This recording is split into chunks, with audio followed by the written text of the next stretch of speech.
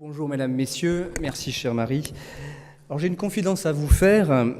J'ai hésité à venir m'exprimer aujourd'hui devant vous. Alors il y a certes le plaisir immense de retrouver Marie, Alexandra, tant d'autres, Bruce Toussaint aussi, que j'ai de temps en temps au téléphone, tôt le matin, enfin tôt pour lui parce que lui il a démarré très tôt, pour la revue de presse sur iTélé. J'ai hésité parce que je me demandais ce que je pouvais bien vous dire de rassurant sur ce monde de la presse qui traverse une crise de confiance sans précédent.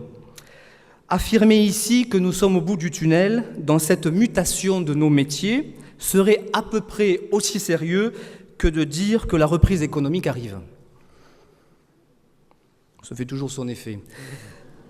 Je me demandais par ailleurs si je pouvais prétendre devant vous qu'il y a réellement des raisons de croire à une révolution positive, pertinente et nécessaire de nos modèles économiques dans cette presse à bout de souffle, alors que le groupe pour lequel j'ai des responsabilités subit des tempêtes répétées depuis quelques mois. Et puis il y a eu un déclic. Il y a eu un événement douteux au siège de notre journal hier, qui m'a ramené à la raison et qui m'a encouragé à vous faire passer quelques messages.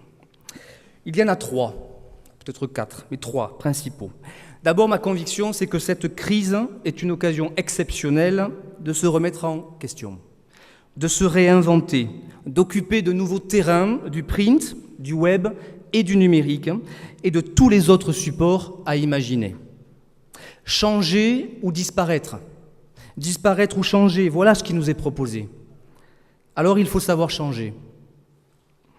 Dans les rédactions, à l'avenir, nous aurons besoin de journalistes qui pensent au monde de demain, aux sociétés de demain, qui pensent aux rédactions de demain, qui pensent aux supports de demain. Des journalistes complets, en capacité d'agir et de réagir sur tous les supports et dans tous les domaines. Ça sera le modèle dans nos rédactions, dans toutes les rédactions, des rédactions départementales, locales, régionales, nationales de la presse écrite. Et je sais que la formation de l'EDJ vous y a préparé solidement. C'est une grande chance, je le constate chaque année lors des stages que nous organisons et que nous organisons avec l'EDJ. C'est aussi un gage de sérieux, je puis vous le dire. Ma seconde conviction est la suivante. Le cœur de notre métier, le cœur du rédacteur, c'est le contenu éditorial. Quel que soit le support, quelle que soit l'audience, le contenu éditorial fait la différence parce qu'il est de qualité, parce qu'il donne du sens. Nos clients, en presse écrite, à la radio, à la télé, ont tendance à zapper nos produits en raison d'un contenu éditorial défaillant, pauvre, pas toujours vérifié, qui laisse à désirer. J'en suis responsable, comme directeur des rédactions du groupe Nice Matin. Mais vous, demain, journalistes ici présents, vous en serez responsables. On en sera tous responsables de cette qualité éditoriale.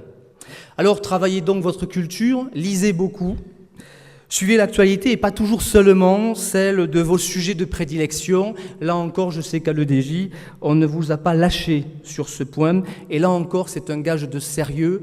C'est ce qui fait aussi la différence dans nos rédactions. Le contenu éditorial de qualité, on doit tous y attacher à la tête de nos rédactions, quelles que soient les fonctions. Mon troisième message est que notre métier, je le crois, c'est ma vraie conviction, n'est pas mort. Je crois même qu'il est en train de revivre. Parce que la révolution numérique, la révolution de nos modèles, tout simplement, a ouvert de nouvelles perspectives dans les rédactions locales. Comme rédacteur, comme photographe, comme secrétaire de rédaction, dans les desks, dans les services divers et variés. Bien sûr que la polyvalence joue un rôle, mais pas seulement. De nouvelles fonctions voient le jour.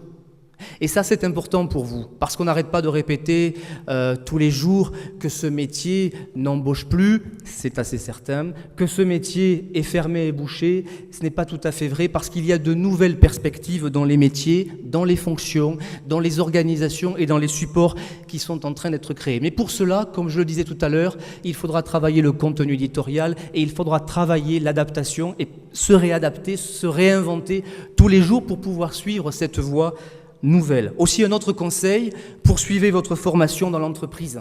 Intéressez-vous à d'autres métiers, à ce qui se passe ailleurs. C'est vraiment utile de constater ce qui se passe ailleurs en France, ailleurs en Europe et dans le monde. Vous verrez que nombre d'entreprises de presse, en presse écrite, en télé, en radio, ont de vraies longueurs d'avance sur ce que nous arrivons à faire en France aujourd'hui, et notamment dans ce que je connais le mieux, la presse quotidienne régionale. Mais malgré tout, il est nécessaire de se réinventer. Puis je terminerai par un autre message, un dernier message, un message un peu plus personnel. Je crois qu'il n'y a pas d'âge dans ce métier pour avoir du plaisir, pour se faire plaisir et pour être passionné. J'ai écrit mon premier papier il y a 21 ans. Alors j'étais jeune, très jeune, 17 ans. C'était en 93, c'était au mois de mai, et c'était mon premier papier dans un journal régional. Je me rappelle qu'à l'époque, nombre de journalistes m'avaient dit tu verras, c'est un métier de passion, c'est un métier plaisir, où l'énergie, l'envie ne te quitteront jamais. Et je voudrais vous dire, alors, je ne suis pas à quelques années de la retraite, même si parfois on voudrait bien l'apprendre très tôt, mais c'est un métier de passion, c'est un métier d'énergie, c'est un métier où tous les jours on se réinvente. Et moi qui écris encore beaucoup tous les jours, malgré mes fonctions, j'ai plaisir lorsque on refait les unes à 22h30. J'ai plaisir quand on casse le fait du jour à 23h parce qu'on vient d'apprendre telle ou telle information. Moi-même, je suis là le week-end, le soir, le matin, avec nombre de journalistes, je les salue, Julie et Stéphanie, ici, parce qu'on refait notre journal tous les jours, quel que soit le sujet en politique, en économie, en faits divers, en sport. Et je crois qu'il n'y a pas d'âge pour être passionné. Et je sais que vous sortez là, depuis quelques jours, de l'école, vous êtes diplômés, vous serez sur le marché du travail, conservez cette pêche, conservez certaines énergies et conservez cette passion tout au long de votre parcours, parce que c'est ce qui nous permet de nous réadapter, de nous réinventer et aussi de voir le métier de manière un peu différente. Merci à vous et bonne continuation.